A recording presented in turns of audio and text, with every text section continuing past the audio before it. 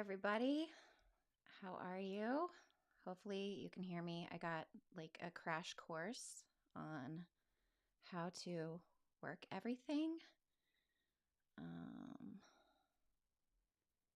I will say hi to everybody.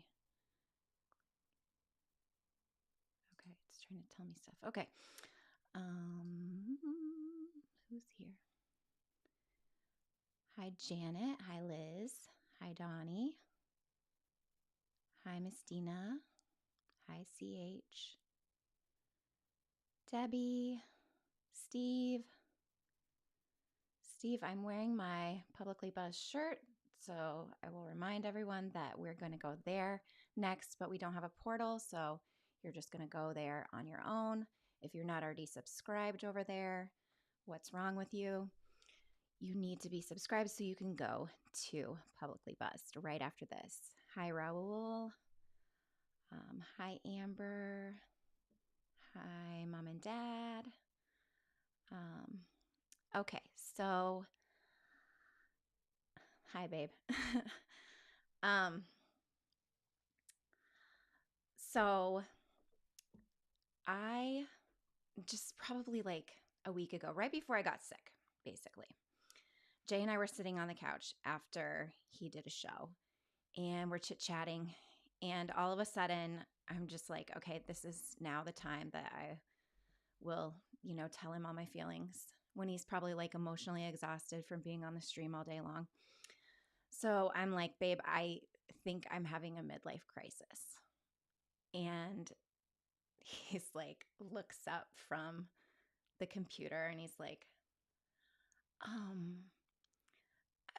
what? And I'm like, I think I'm having a midlife crisis because I am, like upset. Like I have malaise. I'm like, I'm not happy, but like I should be happy because I have everything that I should want, but still I'm like, and he's like, okay. So he's like, I'm so lucky because I have somebody that's invested in how I feel. And so he starts asking me like follow-up questions, like, like, what do you feel like? I'm like, I feel like I am a failure. And he's like, you should talk about this. You should do your TikTok again, because before I had a TikTok that I did some psychology stuff on. And so it was really nice that he didn't echo the things that were in my mind, which were, you should shut the fuck up about this because this is ridiculous. And he told me that I should actually, talk about it more and try to solve it. And so basically 5 years ago, so this is like my version of Jay's 8 miling, I guess. But 5 years ago, I moved here to New York from Kansas, and it was a huge adjustment for me and my daughter. I left my job, which I loved, but I was at the pinnacle of what I could accomplish at that job. So I felt good about leaving because I felt like there were new opportunities for me and that, things were going to keep going up. I also won my move away case, which was like something that was not expected by any of the lawyers in the case or the judge, probably. When we very first set out to do the move away case, the lawyer was like, you're probably going to lose because no one has won a move away case in this county and nobody has won a move away case with this judge. But I used to, before like the last 5 years, I used to think of myself as like a person who, if you said no to me and it was something that I wanted, it did not matter what you said. I was going to pursue it. I was going to keep going.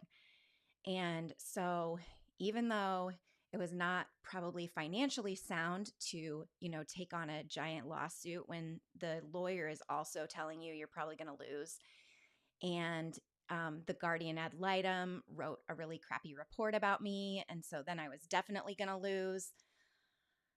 But I used to feel that way about myself. I used to think those things. I used to think that I didn't give up.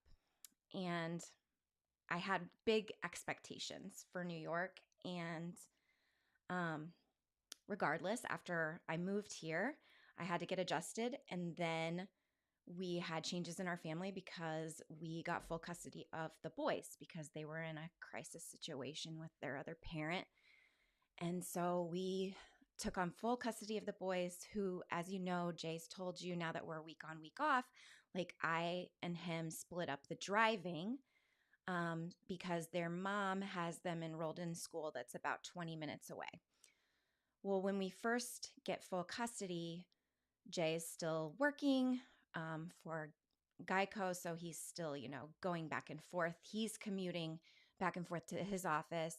And so now every day I'm taking the boys to school and I'm picking them up from school and taking care of Sloan. And I need to like take care of the house and things like that because Jay's the one that's out making all the money. So instead of really focusing on anything, I just focused on that. And I just wanted to do, I knew the boys were in a crisis situation. I wanted to be the best stepmom that I could be. I knew my daughter was in a crisis situation because she had moved to New York from every single thing that she'd ever known. So I just wanted to be the best mom that I could be. And I knew that my husband hated his job and he hated what was going on with the boys. And so I just wanted to be there for him emotionally. And so there was no room for anything else. And that was just kind of like I stayed stuck on that autopilot for a long time. And I just wanted, those were my goals. And so I became like the go-to person, but then I just it was like writing all these things down on little things, but being like, no, you don't have time for that right now because you have to do all these other things. And it was just like stuffing shit into a drawer. And at one point, I suppose like probably last year, I decided to change my meds. And that was when the drawer was too full. And the drawer is still too full right now. So back to the conversation on the couch. I'm so lucky because like I have a partner that's like, you should do this. He believes in me. He's not just like, okay, yeah, everybody hates their life. Everybody feels like that sometimes, Yeah, sure. I felt like that before. He didn't minimize it. He was like completely like, you need to talk about this. You need to start doing things for yourself again. But I had stuffed like a year full of really bad in the last year. A year full of these notes to myself, basically, that I had written on the back of, receipts, or that I wrote on the back of my kids' homework, or whatever it was. And the war in my head was like, I wrote some of this stuff down because this is stuff that is just going through my head, and I'm sure that a lot of you can relate. So I am 43 years old, and I am like, what have I accomplished in this life? Like, and then the other part of my head's like, oh my God, nothing. I weren't there like 27,000 little things that if I did differently, like I'd end up doing 2 or 3 big things differently. And so then those changes would make me happy. And then I'm like, oh my God, why are you saying that? Like, if you say that, it sounds like you're not grateful for what you have. It sounds like you moved here like so you could be with your husband. Do you not want to be with your husband? Because that's what it sounds like when you say stuff like that. And you shouldn't say stuff like that because you're going to make your husband feel like you don't want to be with him. And that's not the case. So don't say you're unhappy. And instead of yourself, you should really work on being a better mom instead, because that's what you really need to be focused on. The kids are going to be out of the house very soon and you don't have much time with them. And, they're like, you have 18 summers with your kids. But really, when you're divorced, you have 9 basically summers with your kid because you really don't get all the time that you used to have. So I start thinking about that and I'm like, you're being a spoiled freaking brat right now. You have a life that a lot of people would kill for because you have a house, you have, a place to lay your head. You have a wonderful partner. You have the best 3 kids. You have all these things. Like, what is wrong with you? Are you dying? No. Are your kids dying? Also, no. Is your spouse dying? No. So I am completely like, you are banana freaking sandwiches. why are you feeling like this? This is so dumb. Why are you so angry? Why are you so sad? Why are you so tired? Why are you so lazy? You don't have time to do these things because you need to do the things that you only have the 9 summers to do. And then I'm like, what do you even actually want? You don't even know what you want. Like, you're like, oh, I am not happy, but do you even know one thing that you want? No.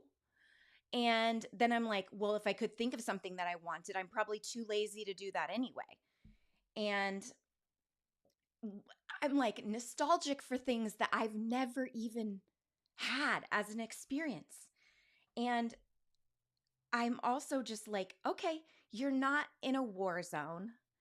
So you need to suck it up. But it sort of feels like I'm in a war zone in my head. And I just really thought, like at 43 years old, I really thought I would feel differently. And I don't feel differently. I feel sad. And so this war keeps me stuck because it keeps me stalling and it keeps me from doing anything, because the one side of me is like, you can't feel like this because you're way too privileged to feel like this and you should be grateful. And the other part of me is like, I'm unhappy. So,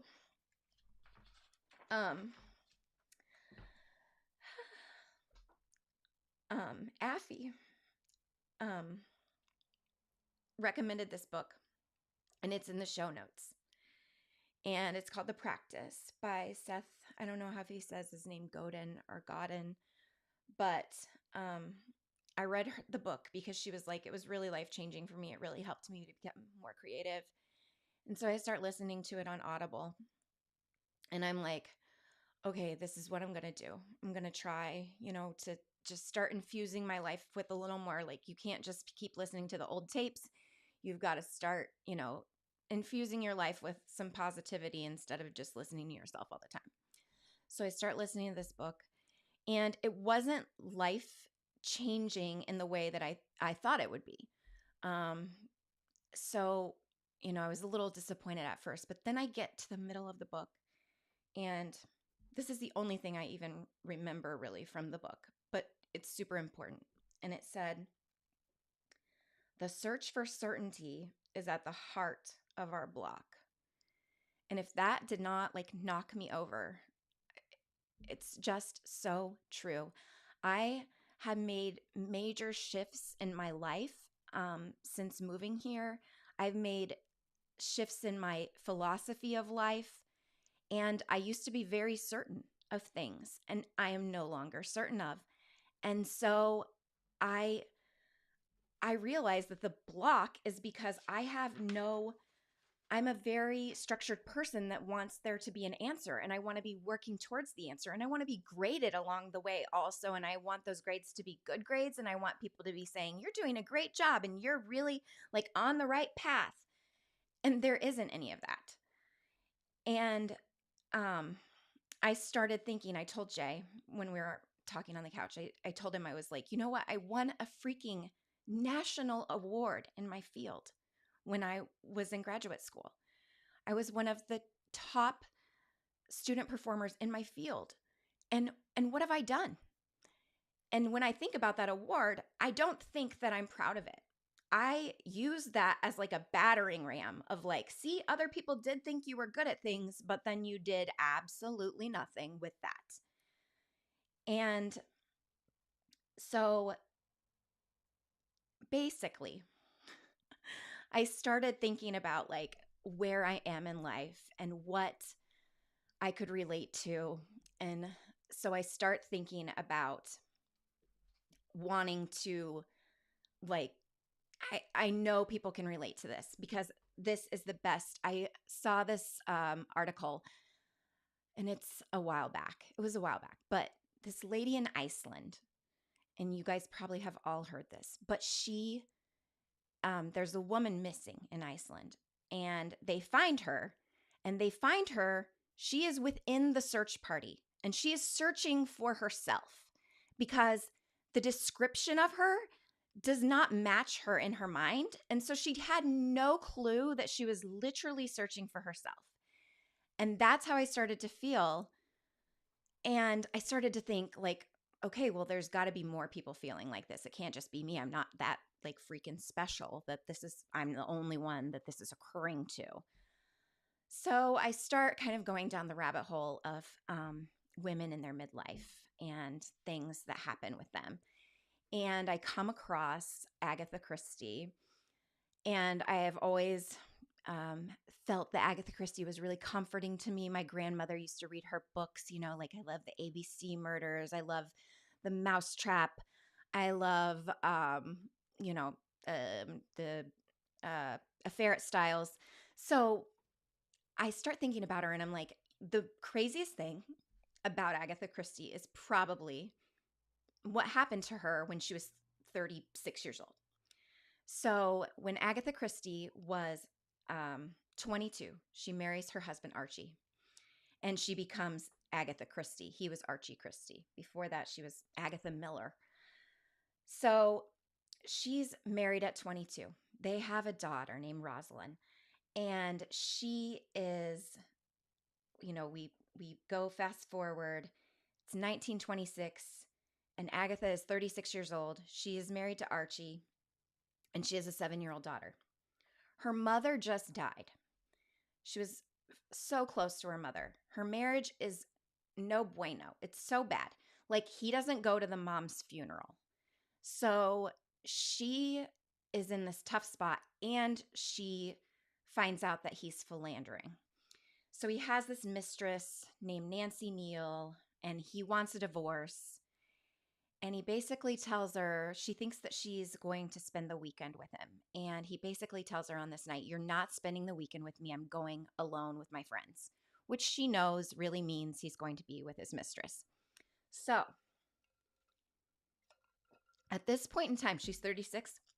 She's already the author of 6 best-selling novels. So she's kind of a household name. And although people don't really know her because she's a writer, she's not a movie star. So she goes to the market. People don't know it's her. She said one time she was sitting on a train, people were discussing her right in front of her, and they had no idea. So she is struggling at this point in time. And this night, December the 3rd, 1926, she tucks her daughter into bed. So Archie has left with the friends or the mistress. So she tucks her daughter into bed. She leaves her daughter with the maid. She gets in her car and she decides to drive. And she says she just had to drive to clear her head. She wrecks her car down an embankment. She gets out of her car. She says she gets pretty muddy and is a little bit bloody, is a little muddy, getting up the steep embankment. She walks, because of course no cell phones in 1926. She walks to the nearest train station and she gets on a train and she leaves her life. She goes to a hotel. She checks into this hotel, the Harrogate.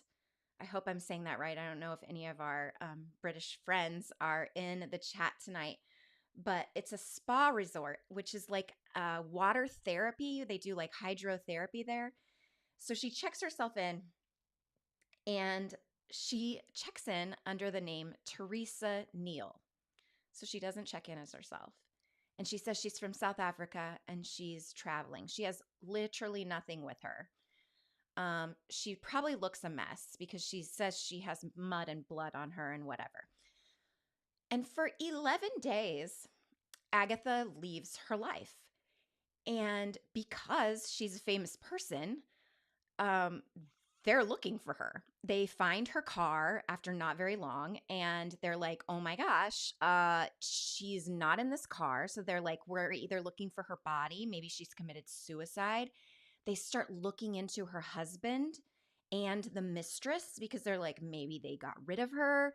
Maybe something, was going on there that's hinky. So they start looking into that. And basically, they start this giant search party of hundreds of citizens and thousands of police officers. They're like printing photos, which is really funny. I'll have to Google it. When I can work this better, I'll like have, visuals. But for tonight, this was enough for me. But I will have visuals. So they're printing out these hilarious photos of her, which are basically like Agatha Christie and then like Agatha Christie with a mustache drawn on her face, Agatha Christie with little glasses drawn on.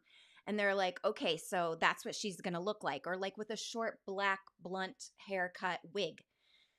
And they are printing her picture every single day. Harrogate, Janet says. So maybe like Harrogate. So, meanwhile, Agatha is in the freaking hotel. She is basically having the time of her life. She is going to dances at night, dancing with the men in the different rooms of the hotel. There's little balls and social gatherings. She has her chambermaid is bringing her breakfast in the morning. She's sleeping in late. By all accounts, she is living her best life. And so they are looking for her everywhere. And it starts to be a little awkward around the staff of the hotel because they're reading the, not the tabloids, but the press. They're reading it. And they're like, this looks like the lady who says she's from South Africa, who's dancing around all the time. And she even says, Agatha says, when she's asked about this later, she's like, I read about myself every day. And I thought, what a stupid idiot. That's a really dumb thing to do. I'm paraphrasing, but she says something to that effect. So they even get, this is like if they got two other celebrities on the case, but they got Sir Arthur Conan Doyle, who wrote the Sherlock Holmes mysteries. They like get him to like consult on the case. Like, where do you think she is? And they get Dorothy Sayers, who is also a mystery writer, to consult on the case. Neither of them help at all with the case. Sir Arthur Conan Doyle wants to take one of her gloves to a psychic and find her through that means. And they did not find her through that means. They found her through the means of staff at the hotel looking at the newspaper, looking at her, looking at the newspaper and being like, yeah, the jig is up. This is you. So they call her husband and they basically, she's a woman at that time. So of course her husband's in charge of her. So they call her husband and they're like, you need to come pick up your wife. And he gets there and she says she has no recollection of him. She doesn't know who he is. So she ends up going with him. And this whole thing becomes a giant mystery because she is well connected enough and has enough money and things that they're not really mad at her. They're like, okay, you have amnesia. You were in a dissociative fugue state. And so they're not mad at her. And for the rest of her life, she kind of intersperses little details about that time that's missing. And she has characters. She writes 60 more novels after this. And she has characters who have amnesia. And, so we're left wondering, like, was she really like the original Gone Girl? Was she really going to like frame him for murder? What was really going on? She just up and left her life. And if that happened today, well, we know it does happen today. And because of social media and because of our phones tracking us and because of those types of things, you have to have a story. And so these, kidnapping hoaxes happen. And so we've had basically like really famous women kidnapping hoaxes, right? I can't even think of a famous male kidnapping hoax except for the one recently with the son who like comes back, but that was perpetrated by the mother. The mother reported him missing and was like harboring him all these years. But we've got Sherry Papini. Everybody remembers her. She was real wackadoodle. We remember the runaway bride, Jennifer Wilbanks. She was supposed to have like 27 bridesmaids, and she was, of course, like, hell no. And so she runs. And then we've Chloe Stein, who had disappeared right before her college graduation, but she really wasn't even going to school for like a year and a half. And her parents were convinced that she was going to graduate like that next week. So she kind of had to just like leave her life. And then Carly Russell, right? Carly Russell. That was the most recent one. So because of they can't come up, you can't say now like, oh, I'm in a dissociative fugue, or maybe you could if you had like lots of money and you were a movie star. You could say you were in rehab for exhaustion. But as a regular person, you've got to come up with something. So then you end up being charged with a crime also because you have fabricated many things. A lot of these people end up fabricating racist things because they blame someone of an opposite race from them. Or they are, implicating somebody that they know. So I am just like completely enthralled in these cases thinking of the connection with Agatha Christie. And I'm like, you know what? If this happened today, we would not be like, oh, she just had a dissociative state and it's fine. And she can go back to writing her 60 novels. She doesn't get canceled. In fact, she gets married she does get divorced, which is great because the guy seems like a son of a bitch. But she gets married to this new guy. She ends up having, it's not like she tries to like be ostentatious with her wealth or anything, but she never gets blamed for the wasted resources of the search, which was the very first search in Britain to ever use airplanes. So this was like an all out endeavor. And so I basically just start thinking about that. And I think about how she, regardless of what Agatha was doing, she was suffering, clearly suffering. And she stuffs it down and she shrinks herself down. And then finally, there's this giant catastrophe. So, within researching all this stuff, I'm like, Lord God, I don't want to have a catastrophe. I don't want to. And I know like a lot of people have this moment where you're like, oh my gosh, I just kind of wish I would get in a car accident so I could like stay in the hospital for like 7 days and just like no one could talk to me. And those are not normal, healthy thoughts. But we have them sometimes. And so I was having these a lot. And I'm like, I don't want to have a catastrophe in my life. Not that I would, go missing and blame it on Jay or anything, but I have read Gone Girl twice. And also, I would definitely like mess something up. I would self-sabotage in some way. It wouldn't be like sabotaging anybody else. I would screw something up royally, and that's what would happen. So I'm like, I need to avoid this catastrophe. So when I get this award in graduate school, I'm a registered drama therapist. And I really haven't talked about that on the stream before because when we first started the stream, I said, let's say I'm a master's level mental health professional, which I am. That's not a lie. But we left out the drama therapy part because my field is super small. So we left that out because we're like, well, we don't know that like we want people knowing our names or how to find us or whatever. So I was like, let's leave that out. But by leaving that out, I kind of like shrunk myself down a little bit. And I didn't talk about from all the areas that I know about. I was always just like keeping it guarded when I would be on, the psych streams or when I would be talking about maybe how I would treat someone or something like that.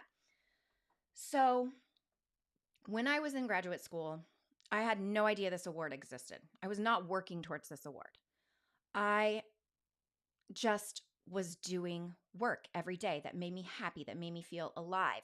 And that's because I just wanted to help people. That is all I wanted to do.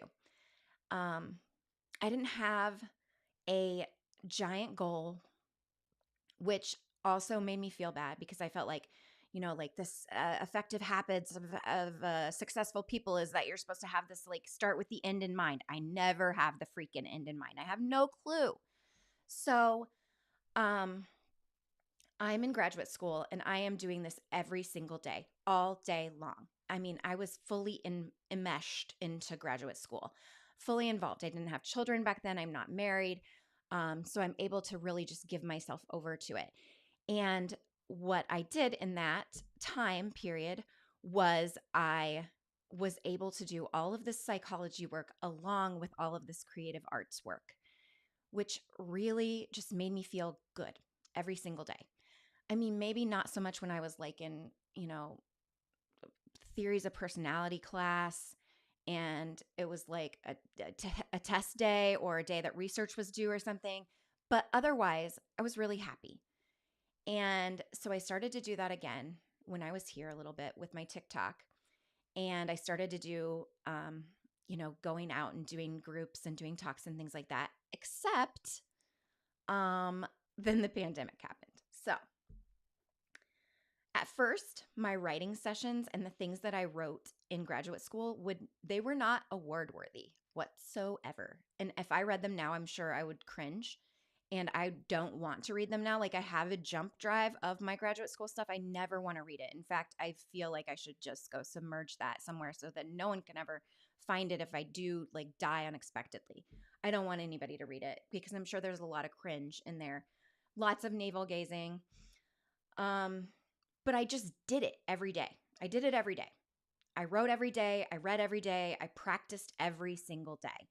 And that was the difference between now, because now I'm so unsure. I'm so blocked. I have no certainty that I do nothing. I'm completely paralyzed in inaction because I don't do it anymore. And I've convinced myself that I'm not the same person, that I'm a lazy person, that I don't get things done, that I can't reach goals, that I am a bad mother if I do have goals. So 2020 for me was like my fugue state, basically. 2020 till now. Because now is the first time that I'm actually like admitting that this is going on with me. So I can either basically stay in this, right? I could just stay in it for the rest of my life because that is something that you think about in your 40s. You're like, well, I could just stay like this because, I'm already halfway to dead. So I could just stay there or I can, show up and I can write cringy things sometimes and I can maybe do sessions that don't always help people um, you know, get this big goal in their life. But maybe, and a lot of times when I work with people, their goals are really small, but those small goals make a huge difference in their life because their small goal might be that I don't want to, be so scared when I'm doing public speaking, or I don't want to be scared when the teacher calls on me in class, or I just want to feel like I can forgive myself for what happened when I was younger. Things like that. They make these little things that are for other people end up making a huge difference. So I have an idea that I'm going to start doing. And it's going to be for a small group of people. If a small group of people want to join me, they can. It's not therapy because they can't therapize you because that's unethical.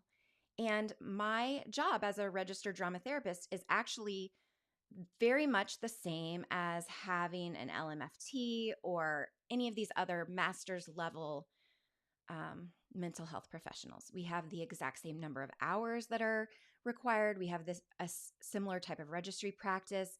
I have more um, regular therapists or like clinical social workers have 20 hours every tertiary period where they have to recertify and do CEUs, and I have to do 30 every 2 years. So registered drama therapists really do care about their field and growing their field and being respected within their field.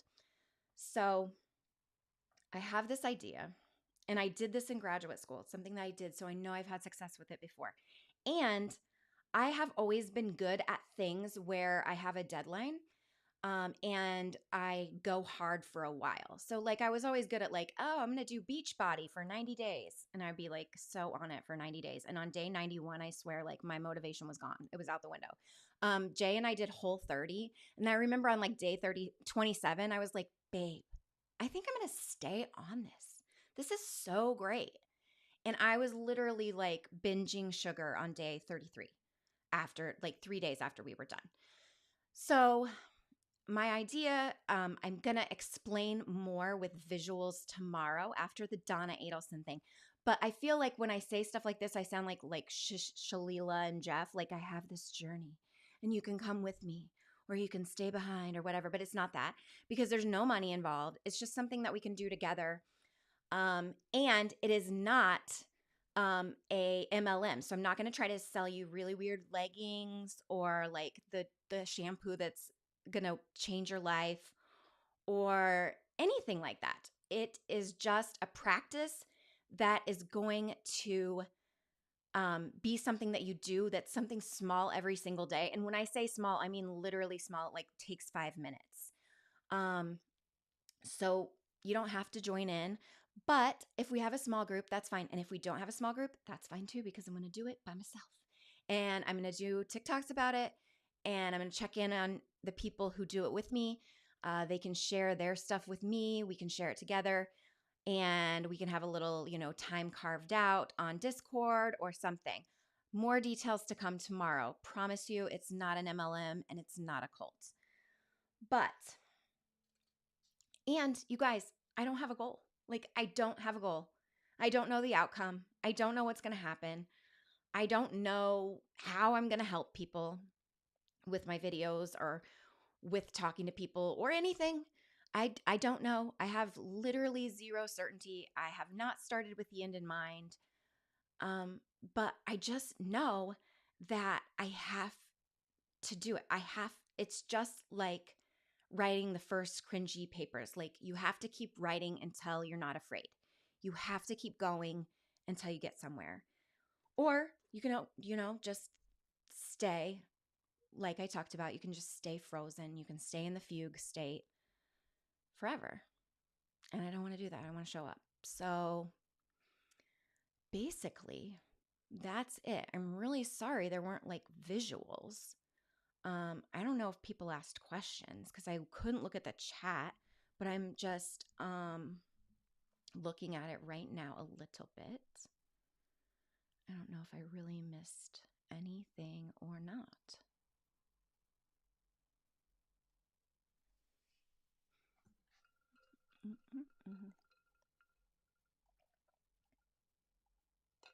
It doesn't look like it.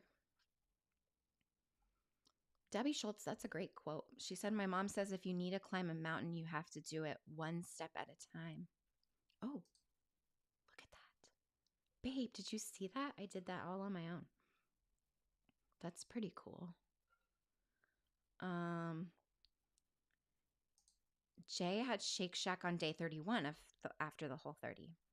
I was so serious at 27. I was like, we are going to stay on this. We feel amazing. And I did. I felt like so clear. I felt like I didn't need my antidepressants anymore, which that's probably a little sus. But, I really felt good.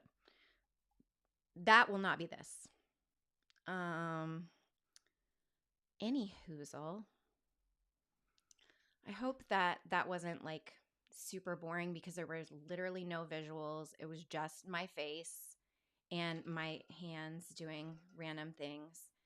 And I didn't highlight stuff during the chat. So I'm sorry about that. But I'm going to tell you about tomorrow's stream for sure. So tomorrow, I'm so psyched. Basically, I had like 4 pages of notes for this show, like so many notes. I have like a whole notepad about the Adelsons.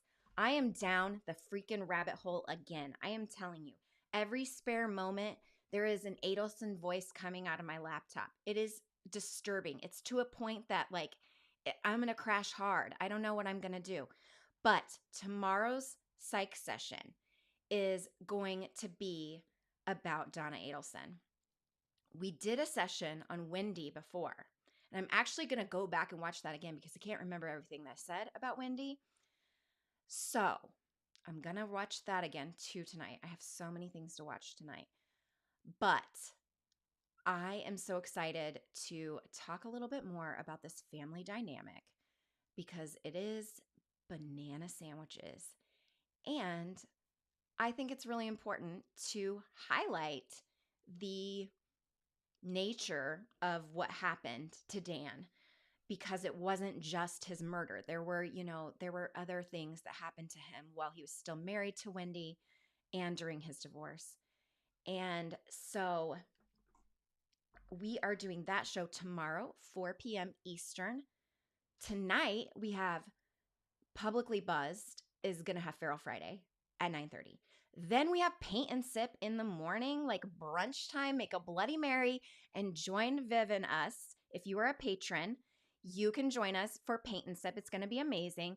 She has the cutest little a little gnome and a little fall things in the background, turkey for Thanksgiving. It is going to be amazing. So we have that. And then Joe Jackalone has a show at 2 p.m. So that's amazing too. And then come back because at 4 o'clock, we're going to talk Donna Adelson, Grandma Gotti, as my husband calls her. So, yes, Ricky Cougarback says Paint and Sip is the best time ever. And it is. It is so fun. It was the most fun I've had in so long. Okay, so people are saying, how do I sign up to be in the community or, do the thing you're doing? I'll give you more details tomorrow. It will be simple. It'll be like email me or, respond to this tweet or something. But I'm telling you, it's super simple. It's just a little something every day, and it's probably less than 5 minutes. But I want to show it to you. When I show it to you, I want you to see visuals because it's much more impactful that way.